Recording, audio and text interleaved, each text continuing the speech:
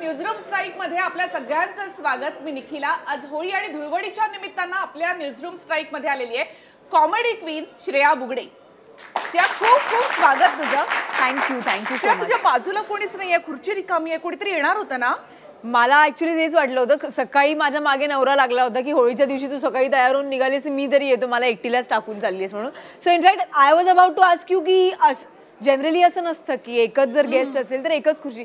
So मला असं वाटतं की ही खुर्ची तुम्ही काढलीत तरी चालेल, म्हणजे आपल्याला व्यवस्थित नाही। पण श्रेया मला आणखी एक नाव दिलं होतं, मला असं वाटतं की मला एक जे नाव दिलं ते अंकुर वडवे। अंकुर कुठे आहे? मला नाही माहिती। आणि माझं काय म्हणणं आहे की एकच गेस्ट तुम्ही आयडियली बोलवायला पाहिजे होतात, दोन दोन लोक एकाच शो मधनं तुम्ही का बोलवलीत मला कळत नाही। आणि तो नसेल आला तर तुम्ही त्यांना फोन करून सांगा की मला वाटतं की खरंच आलाय अंकुर कुठेतरी। अंकुर वडवे आहे का इथे कोणी? हा मी अंकुर तुम्ही तिथे काय करताय? इथे बसायचंय। हा आलो प्रेक्षकांमध्ये नाही, इथे बसायचं। काय ह्याला काल रात्रीच बघितलंय मी यांना, सारखं सारखं तुम्ही ह्या लोकांना का आणता माझ्याबरोबर इंटरव्ह्यू मध्ये? यार नशिबी आहे, दुसरं काही नाही। म्हणजे आता काय आहे ना की आता आमच्या न्यूजरूम स्ट्राईक मधले आमचे प्रश्न थोडेसे खुपतील, थोडेसे टोचतील, पण होळीच्या आणि धुळवडीच्या खूप खूप खूप शुभेच्छा तुम्हाला दोघांना सुद्धा खूप शुभेच्छा। खरं तर आपला होळीचा धुळवडीचा कुठलाही शो कलर लावल्याशिवाय होत नाही। ऍब्सोल्युटली। तर आपण थोडासा कलर, हो प्लीज। आणि अंकुर तुला सुद्धा हॅपी होली। Happy Holy.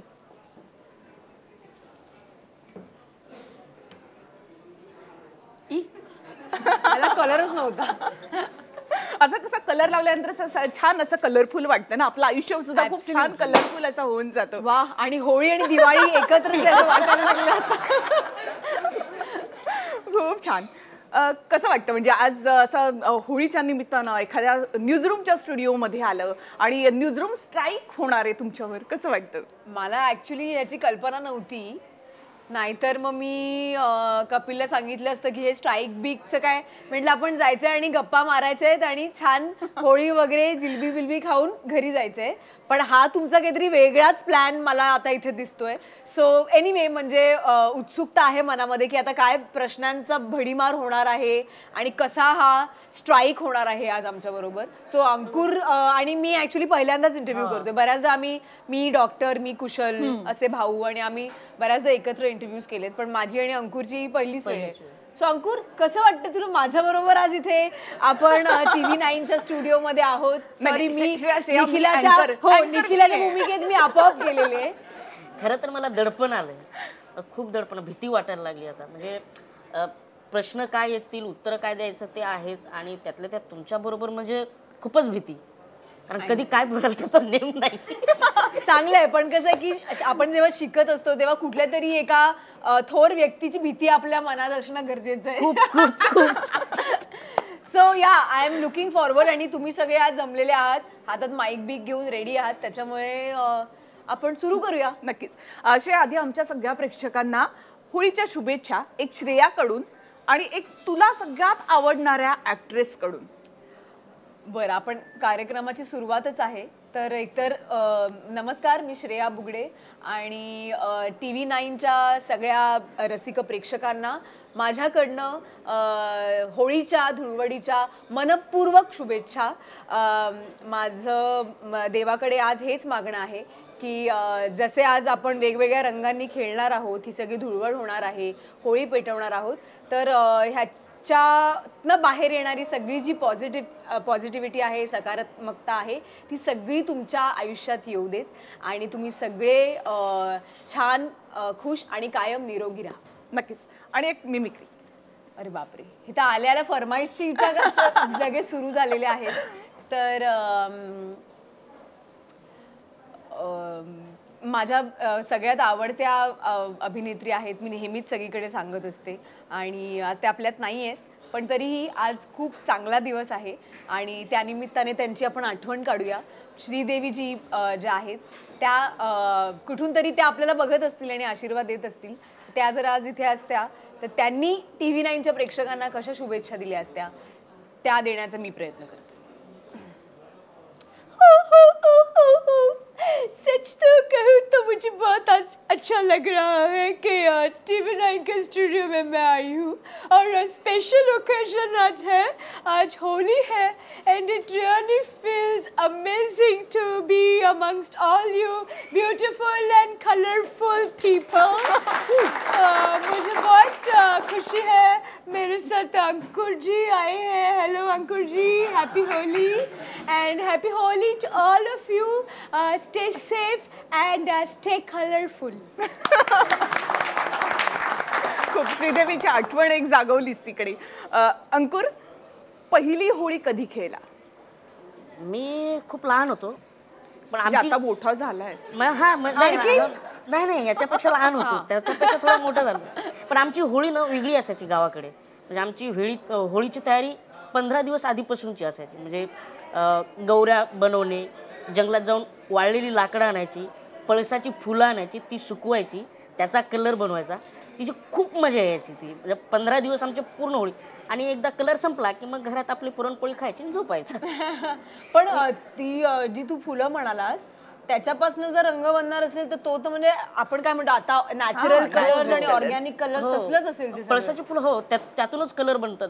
म्हणजे बनवायचे पहिले आणि मजा यायची ते खेळायला, कारण ते हाताने बनवलेले कलर असायचे आणि फुल धमाल असायची. वा, अशी कुठली आयुष्यामधली होळी होती का ज्या म्हणजे ती फसली, असा काही क्षण होता? फसली आहे पण मी ते टीव्ही वरती नाही सांगू शकत. नाही, आज तर सांगावं लागेल कारण आज होळी आहे ना. नाही, ॲक्च्युली असं झालं होतं की मी एका हिंदी वाहिनीवरती एक सिरियल करत होते, एका मालिकेत काम करत होते आणि त्या चॅनलनी ऑर्गनाईज केलेली होळी होती आणि त्यांनी खूप मोठ्या प्रमाणात थंडाई सगळ्यांसाठी उपलब्ध आहे असं सांगितलं. तिकडे जेवण होतं, DJ, डान्स, रेन डान्स, आजकाल ज्या पद्धतीने होळी साजरी होते, जी कॉन्सेप्ट आहे तसं ते धुळवडीचा तो दिवस होता. आणि ॲक्च्युली त्यांना ती ना होळी टेलिकास्ट करायची होती होळीच्या दिवशी. सो तो होळीचा दिवस नव्हता, त्या आठवडाभर आधीच आम्ही होळी खेळलो. आणि त्यानंतर मला एक महत्त्वाची मीटिंग होती तर मी म्हटलं होतं की हा कार्यक्रम अटेंड करू, आंघोळ वगैरे करू घरी जाऊन आणि मग जाऊ मीटिंगला. तर सगळे म्हणाले अरे चलो चलो खाना खाते, अरे वो उद्या थंडाई है वगैरे हे. तर हिंदीमध्ये ती कॉन्सेप्ट जरा जास्त असते, आपल्याकडे इतकं फार थंडाई आणि असं मला तरी फार परिचयाचं नव्हतं. तर मस्तपैकी आम्ही सगळ्या मैत्रिणी होतो. तर थंडाई, अरे उत्तम, किती छान बनवली आहे वगैरे, नाही जेवण पण सुंदर आहे, असं करून 2-3 ग्लास आम्ही थंडाई प्यायलो, आम्ही जेवलो वगैरे. आणि साधारण घरी जाताना मला असा अंदाज आला की कदाचित त्या थंडाईमध्ये काहीतरी गडबड, कुछ तो गडबड आहे दया, अशी त्याच्यात परिस्थिती झाली होती. मला घरी जाताना जाणवायला लागलं आणि मग त्याचे पडसाद खूप वाईट होते, कारण का मी घरी जाऊन झोपले. त्या मीटिंगला पण मी जाऊ शकले नाही, त्यांना इन्फॉर्म पण करू शकले नाही की मी येत नाहीये. खूप भयानक सगळं झालं होतं. एनिवे, माझ्या आई वडिला जर बघत असतील तर त्यांना आज नव्यानेच कळेल की काय झालं होतं. पण तर सगळ्यांना मला सांगायचं आहे की त्यात काही वाईट नाही आहे, सगळी एक आपण मजा म्हणून त्या सगळ्या गोष्टी असतात. पण थोडंसं सतर्क राहा, तुमची थंडाईच आहे हे कन्फर्म करून मग ती प्या, असा आज मी होळीच्या निमित्ताने तुम्हाला एक संदेश देते. तर ती होळी माझ्या प्रचंड लक्षात राहिली होती आणि त्याच्यानंतर मी थंडाईच्या नावावर काही असेल तरी ते पित नाही. आज आम्ही आणलीच नाहीये, आज नाही आणली. अंकुर, तू खूप छान नकलाकार आहेस, तर तुझ्याकडून एक अशा शुभेच्छा वेगळ्या. जाने हमारी तरफ से नाही, तर वेगळं होते ना. ठीक आहे, तू मनात जे कॅरेक्टर ठरवलंस ते फक्त येऊ देत बाहेर, म्हणजे आम्हाला कळेल. मला असं वाटतं ईशा बेस्ट. सर, माझ्याकडून आणि माझ्या पूर्ण कुटुंबाकडून तुमच्या सगळ्यांना खूप खूप शुभेच्छा. तुम्ही खूप होळी खेळा, मजा करा. सॉरी सर, मी नाही खेळू शकणार यावेळी, मी जाते, बाय. सरंजाम येतील बाहेर. मी का खेळू शकणार रे पण यावेळी काय. पण आय थिंक अंकुर जी ईशा करतो त्याला तोड नाही. म्हणजे खरोखर तो सगळं त्यांनी ते घातलं की असं वाटायला लागतं की ही एक वेगळी आपल्यासाठी आज ही मालिका सुरू झालेली आहे ऑलरेडी. पण नक्कीच. आणि हे ना सगळे कलेचे खरं तर रंग आहेत. म्हणजे नकला असो, मिमिक्री असो किंवा जी काही तुम्ही ऍक्टिंग त्या ठिकाणी करतात, जे लोकांना तुम्ही हसवता ना, हॅट्स ऑफ तुम्हाला सगळ्यांना. कारण ना रडवणं खूप सोपं असतं. म्हणजे मी श्रेयाला ग्रे शेड मधल्या भूमिकांमध्ये, मालिकांमध्ये पाहिलंय, पण श्रेया अशी कॉमेडी करू शकते चला हवा येऊ द्यामध्ये, हे पाहिल्यानंतर मला धक्काच बसला की खरंच श्रेया असं काही करते म्हणून.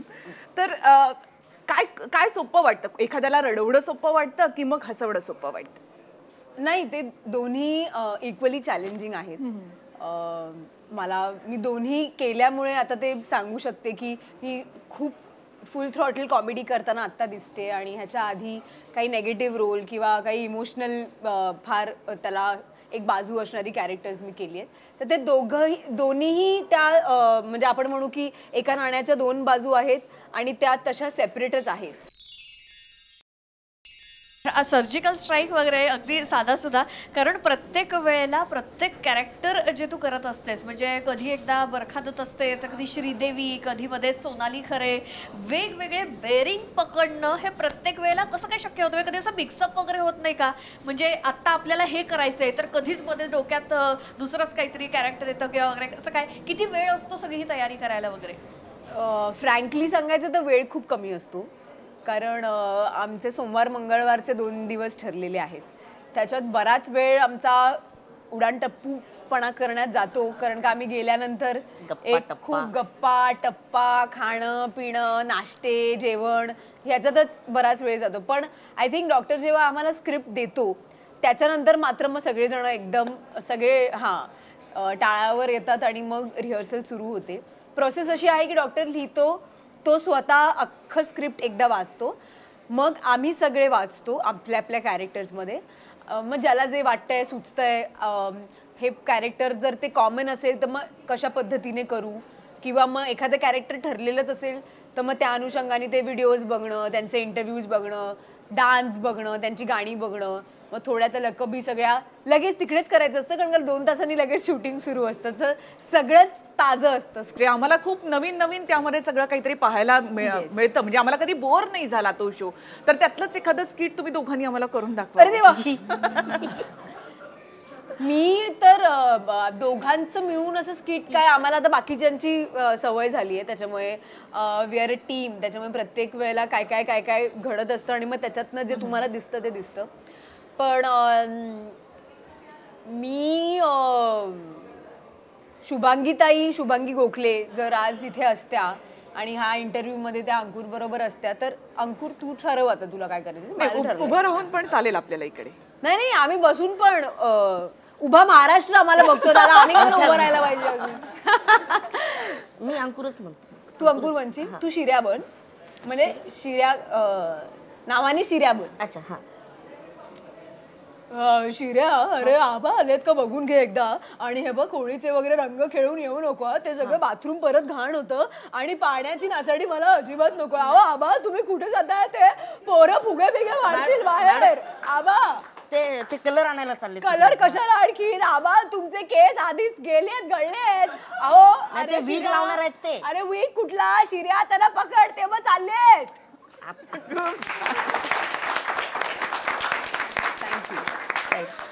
माझा प्रश्न दोघांना पण आहे.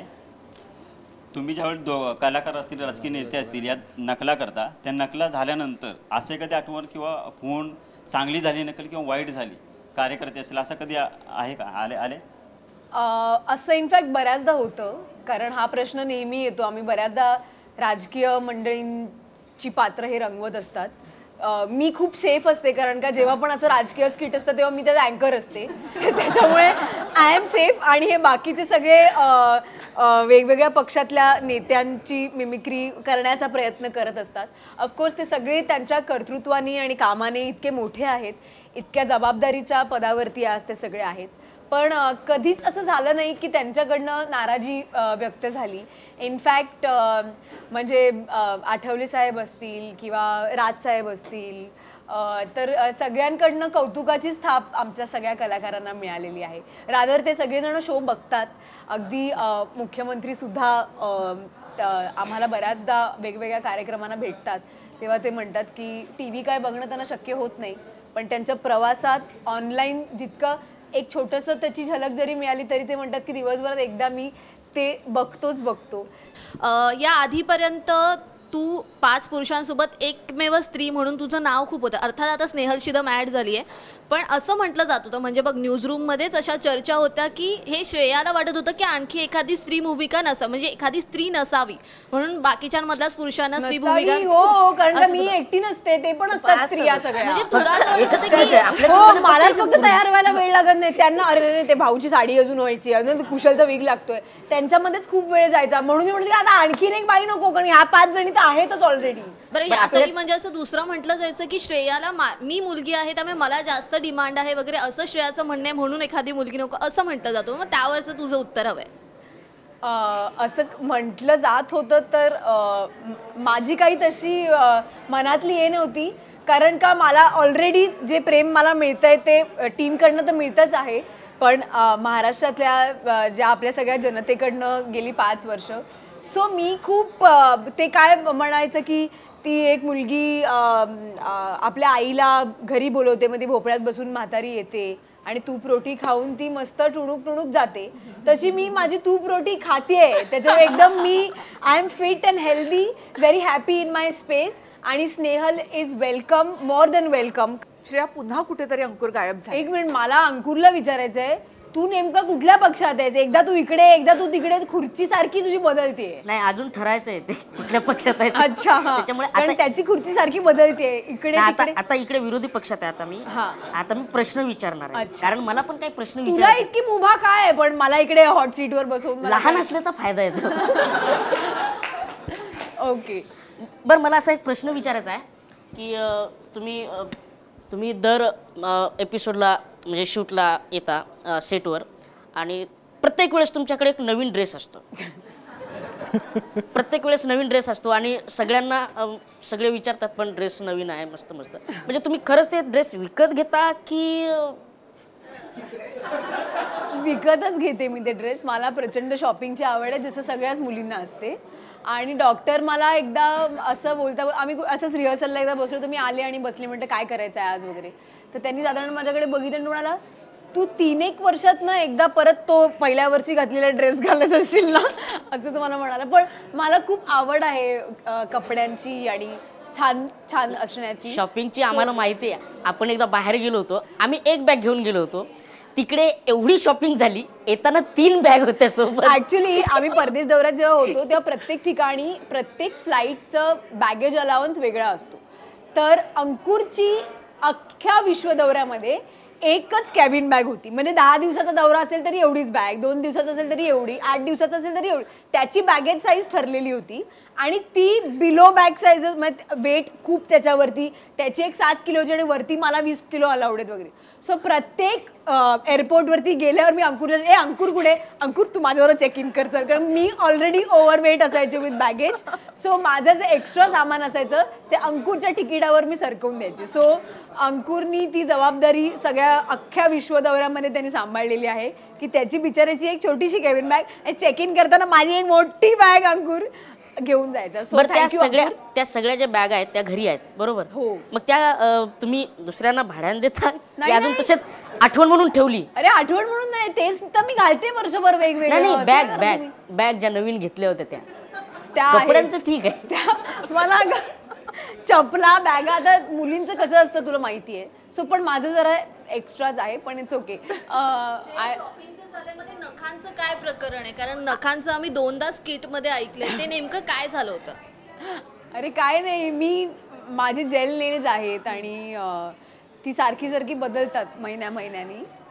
तर आणि ते करायला पण खूप वेळ लागतो. तर डॉक्टरनी मला विचारलं की हे सगळं तू दर महिन्याला जे नखं बदलून येतेस, साधारण ह्यात सगळ्यात किती वेळ जातो? तर मी म्हटलं जातात 2-2.5 तास.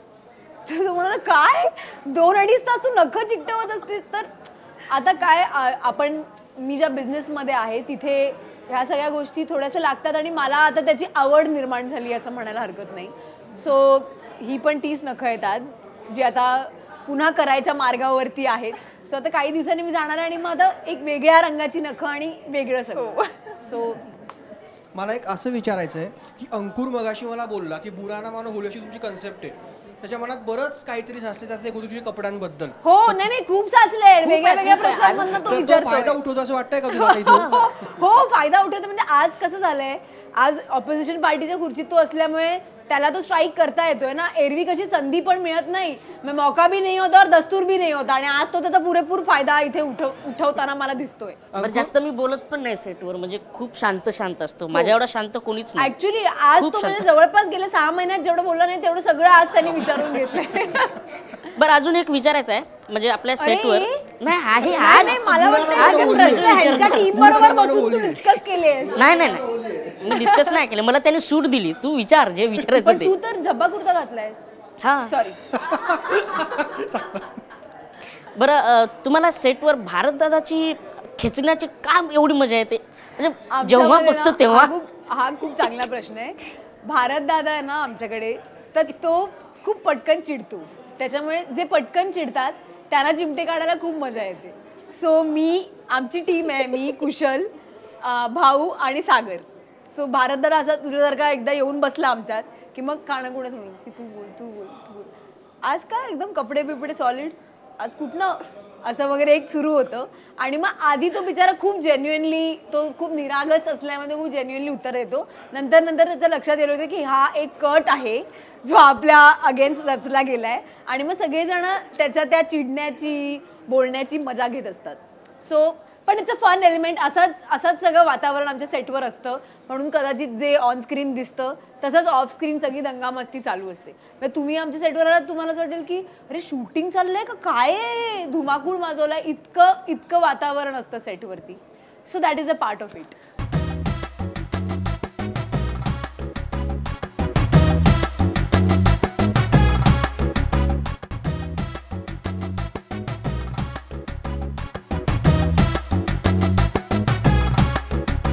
आमची एक कंप्लेंट आहे का श्रेया तुझ्याबद्दल. काय तू खूप न्यूजवाल्यांची खूप खिल्ली उडवतेस तू. तुम्हाला माहिती आहे का, मी हे बऱ्याच इंटरव्ह्यूमध्ये सांगितलेलं आहे की मला न्यूज अँकर बनायचं होतं.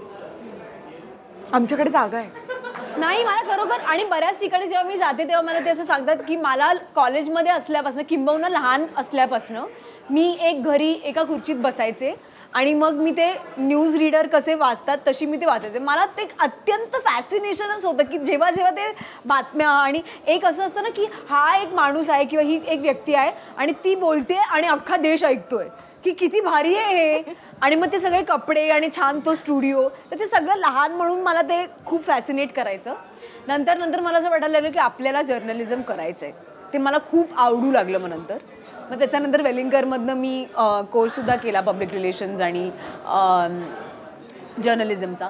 पण तेव्हा मी ऑलरेडी काम करत होते आणि हे काम खूप जबाबदारीचं आहे. तुम्हाला आता मी काय वेगळं सांगणार. दिस इज ऑल्सो 24/7 आणि मी ऑलरेडी ॲक्टिंग करत असल्यामुळे इथे मला फुल फ्लेज वेळ देता येणार नव्हता, म्हणून ते माझं राहून गेलं. पण तरी पण ज्या अँकर्स खूप अशा प्रॉमिनंटली त्यांचं काहीतरी एक वेगळं कॅरेक्टर असतं किंवा वेगळ्या पद्धतीने त्या बोलतात, त्यांचं दिसणं असणं वावरणं स्क्रीनवरती वेगळं असलं की ते मला एकदम फॅसिनेट करतं आणि माझं असं वाव. आणि मग आता मी ती सगळी माझी जी राहिलेली इच्छा आहे ती एक अँकर बनून अशी वेगवेगळी मी पूर्ण करत असते असं म्हणायला हरकत नाही. पण बेसिकली या प्रोफेशनवर माझं प्रेम आहे आणि ते मला करायचं होतं, म्हणून तुम्हाला मी सारखी बऱ्याच एपिसोडमध्ये अँकरच्या भूमिकेत दिसते. म्हणजे आता निखिला मॅमची पण मिमिक्री करताना दिसणार आहेस आम्हाला असं वाटतंय. तिचं पहिलं इंट्रोडक्शन सुरू झालं ना तेव्हाच माझं इकडे विचार सुरू झालं की आता पुढच्या येत्या कुठल्याही एपिसोडमध्ये तुम्हाला एखादी निखिला दिसू शकते.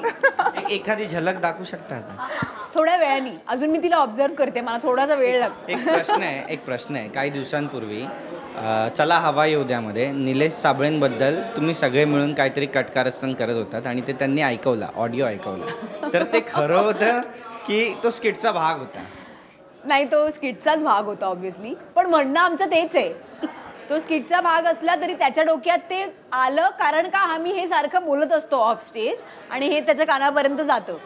कारण जसं मी सांगितलं तसं अहोरात्र त्याचं पण लिखाण चालतं. त्याच्यामुळे जेव्हा आम्ही मंगळवारी येतो आमच्यापर्यंत स्क्रिप्ट यायला दुपार होते आणि मग दुपारनंतर रीडिंग, टेक्निकल, संध्याकाळी तयार व्हायला सुरू करणं आणि मग साधारण 7:30-8च्या दरम्यान एपिसोड रोल होणं आणि तदनंतर पुढे 2 एपिसोड शूट होणं. सो आमच्या घरी जायच्या वेळा ह्या पहाटेच्याच असतात साधारण. त्याच्यामुळे ॲज ॲक्टर्स आमची चालू असते गुरुवारी, क्या है यार कितना लेट हो गया यार, अरे आज पण तेज यार, असं वगैरे सुरू असतं. आणि या सगळ्या गोष्टी डॉक्टरच्या कानावर जात असतात. तर म्हणून त्याचाच वापर करून ते व्हिडिओ ऑडिओ रेकॉर्डिंग करून ऐकवलं गेलं होतं. हां, तर आता आमच्या कोर्टमध्ये बॉल आलेला आहे. तर आता मी थोडासा स्ट्राईक करण्याचा प्रयत्न करते. मी निखिलापासूनच सुरुवात करते आणि मग हळूहळू आपण. तर निखिला, मला तुला विचारायचं आहे की बघाशी आपण जे बोलत होतो त्याच्यात बोलताना तू असं म्हणालीस की तू पॉलिटिकल आणि ह्या गोष्टी हँडल करतेस इकडे, आणि एंटरटेनमेंटमध्ये तुला सगळी माहिती असते की कुठल्या सिरियलमध्ये काय होतंय, कुठे कुठलं कॅरेक्टर इंट्रोड्यूस झालंय, कोण कुठल्या एपिसोडमध्ये आज कोण आलं होतं. आणि चला हवा येऊ द्या तर तू रेग्युलरली बघतेसच असं तुम्हाला सांगितलंयस. तर मला तुला विचारायचं की तुझा चला हवा येऊ द्यामध्ये आवडलेला तुला सगळ्यात एपिसोड किंवा एखादा कॅरेक्टर, आणि जर तू जर्नलिस्ट नसतीस तर तू काय असतीस? नाही, मी सुरुवातीपासूनच मी जर्नलिस्टच म्हणणार हे मी ठरवलं होतं. ॲक्टिंग वगैरे आपला काही प्रांत नाही हे आम्हाला माहिती होतं.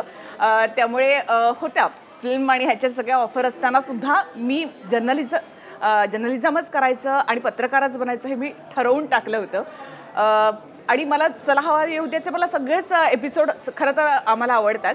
आणि मला वाटतं श्वेता आमची एक दुसरी अँकर आहे, आम्ही चला हवा येऊ द्याचे एपिसोड इथे करतो.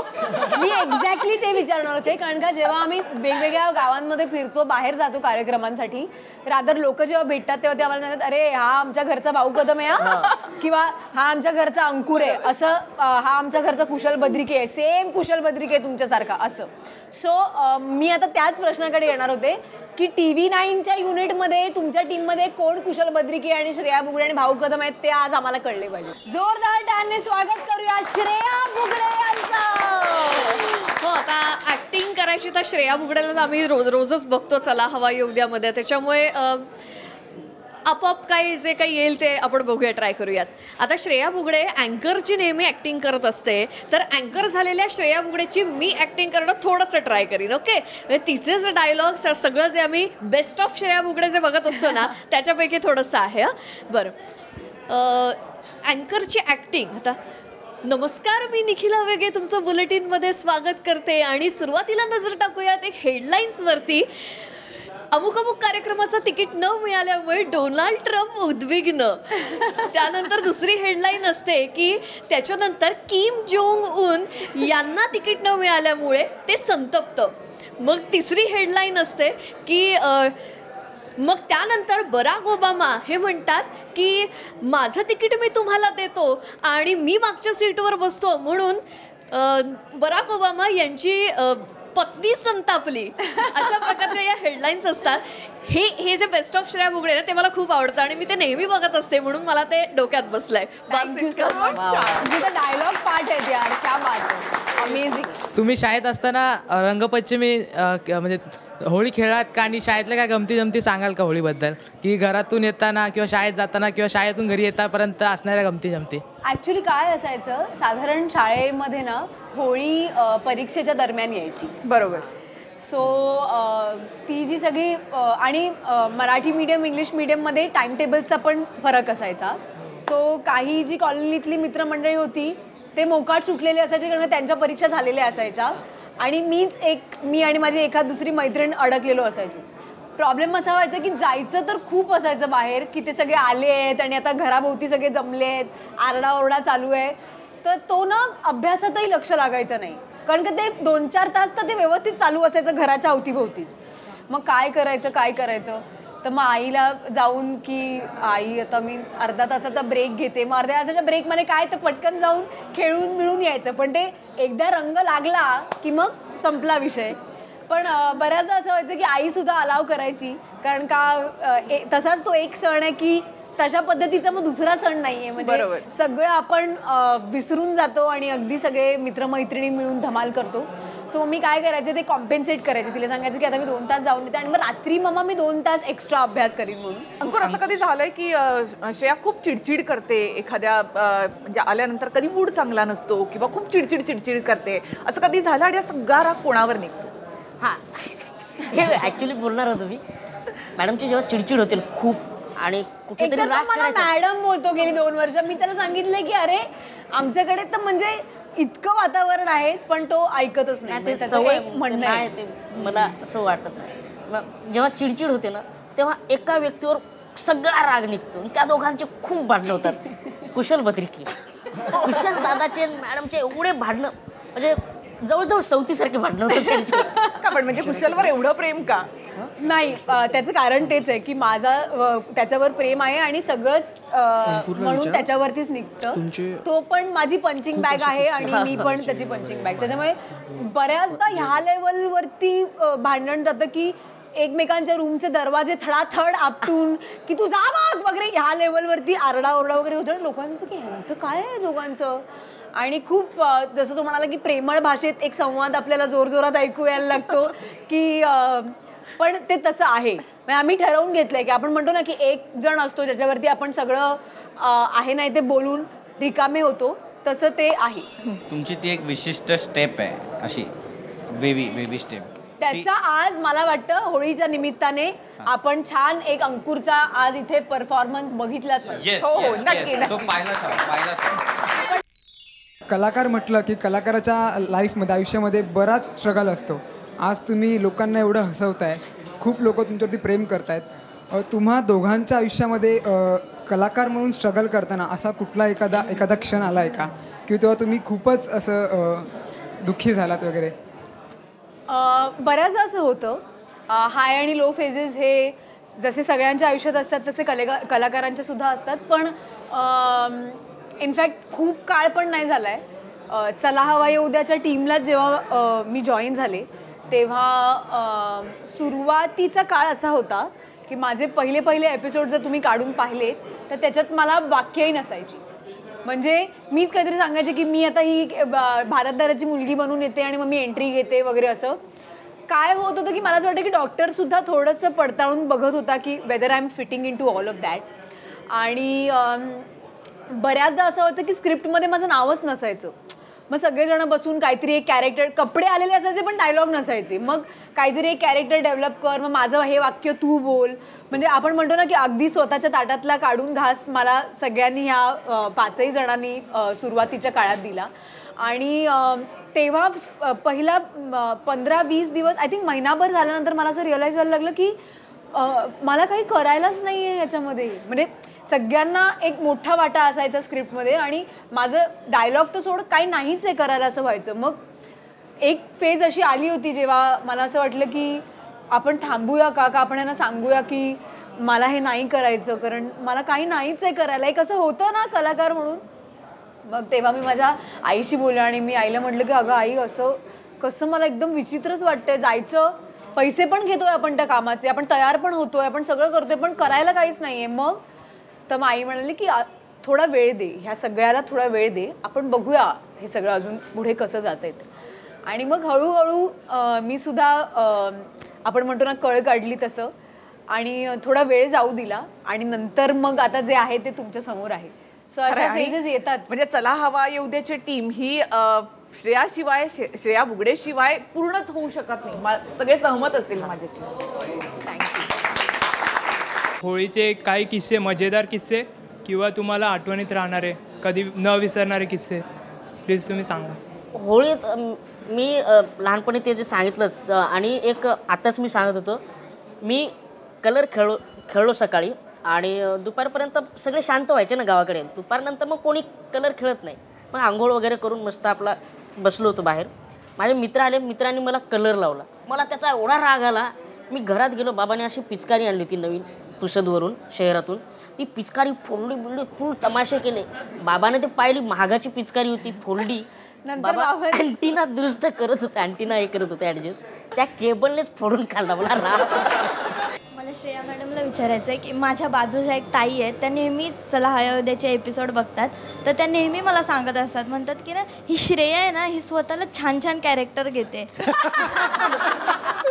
तर म्हणजे तुम्हाला ते तुम्ही निवडता की तुम्हाला ते करायला सांगतात हे विचारायचं आहे.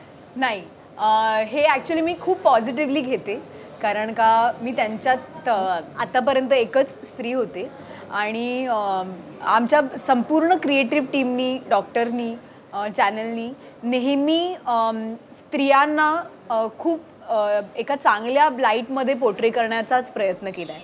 आता तुम्ही बघाल लवकरच झी चित्रगौरव 31 तारखेला प्रदर्शित होईल, त्याच्यामध्ये मी एक अँकर केली आहे जी अशी बोलते.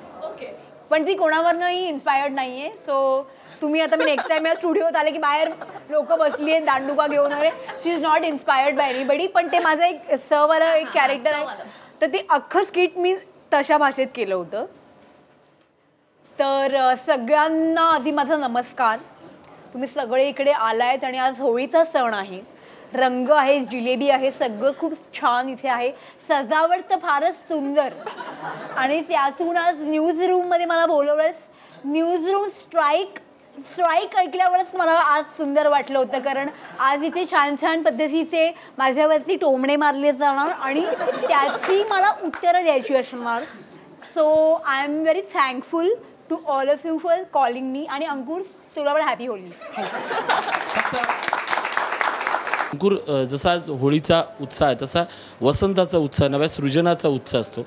शेक्सपियरलाही कधी तो प्रश्न पडला नसेल, पण तुला पाहिल्यावर तो पडतो. तो तुझ्या प्रश्न नावात आहेत, अंकुर वाढवे आणि आपली उंची. काय मॅसेज सकारात्मक, कारण महाराष्ट्रानं शिकलं आहे की तुझ्याकडनं आम्ही काय शिकावं होतं. तू स्वतःच्या जगण्याकडे काय बघशील या रंगाच्या उत्सवानिमित्त, एक चांगला सकारात्मक मेसेज.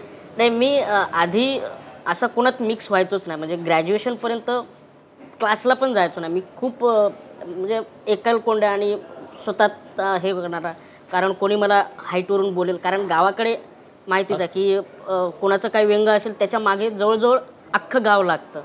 पण माझ्या गावात तसं काय माझ्याबद्दल झालं नाही. पण मी खूप हे करायचो.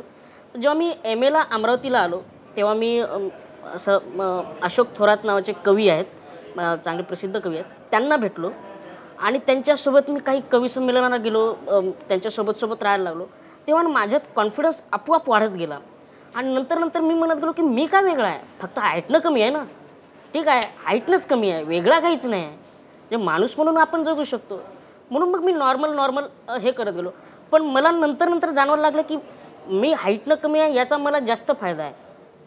कारण काय, लोक उंचावर गेलेत ना की लोक खाली विसरतात की मला एवढं की चला बरं आहे आणि बरं वाटतं. मग मला उलट तर मी म्हणतो की आधी खूप हाईटसाठी आम्ही प्रयत्न केले, दवाखान्यात वगैरे खूप केलं. पण नंतर मला वाटलं की नको तर बाबा असंच राहू द्या.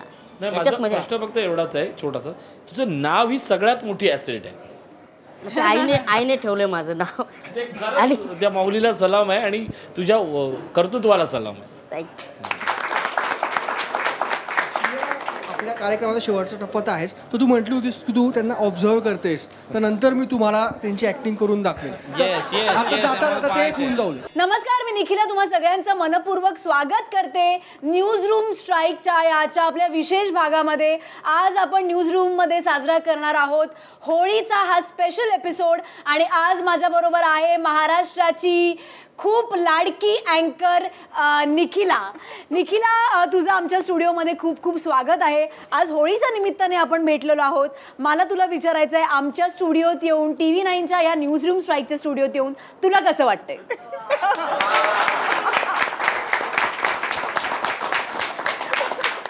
चला हवा येऊ द्याच्या एखाद्या भागामध्ये दिसेल अशी अँकर.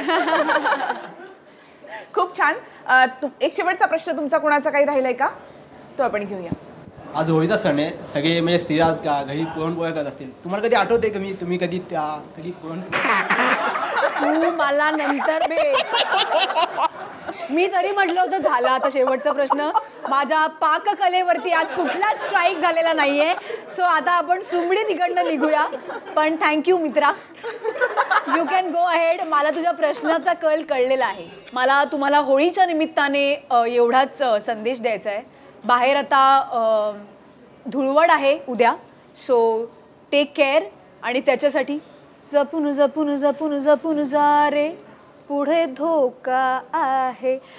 नमस्कार, मी सई आणि मला फार आनंद होतोय की आज न्यूज रूम स्ट्राईकच्या या स्टुडिओत तुम्ही मला बोलवलं. मी आणि माझा मित्र अंकुर आम्ही दोघंही इथे आलो.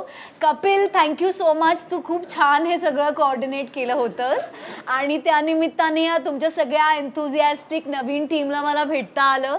Thank you Nikhila for having me आणि तुम्हा सगळ्यांना होळीच्या कलरफुल शुभेच्छा. बरं, श्रेया आणि अंकुर, खरंच तुम्ही दोघं इथे आलात आणि खूप छान, आम्ही सगळ्यांनी खूप एन्जॉय केलं. संपूर्ण महाराष्ट्र हा एपिसोड पाहिल्यानंतर एन्जॉय करणार आहे. एक छोटीशी गिफ्ट आहे आमच्याकडनं तुमच्यासाठी. तर श्रेयासाठी आपण एक खूप छान असं गिफ्ट आणलंय जे ती घरी जाऊन ओपन करणार आहे. Thank you so much. थँक्यू. आणि अंकुरसाठी सुद्धा खूप छान एक गिफ्ट. Thank you so much.